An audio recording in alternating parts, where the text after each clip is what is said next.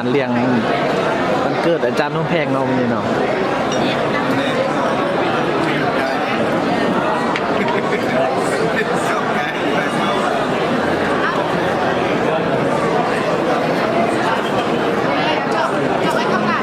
ครับพร้อมด้วย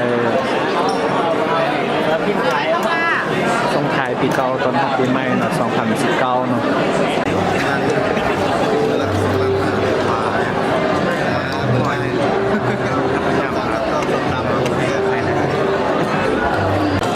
ซึ่งบรรดาท่านโดยเฉพาะผู้ที่มาต่างก็เป็นมาสร้างเนาะผู้ที่มาต่างก็เป็นต่างๆเนาะยังไงที่ต่อพวกนั้นจะตั้งโคให้ติดตามเบิ่งมาวัตถุปัจจัยหรือว่าเต้าหงกันประกอบส่วนไปจากบรรดาท่านเข้าสู่กล่องที่บอกระวังภัยพิบัติดูเป็นกลุ่มสายเอา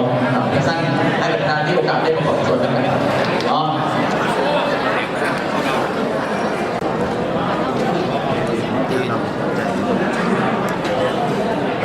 กินไปเลยเลย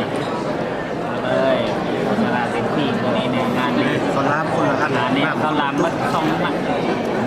จะไม่ใช่ ตาได้คนละอันนะต้องอันได้เลย อันนี้คือแขกเข้างานเนาะแขกเข้างานประมูลเกี่ยวกับ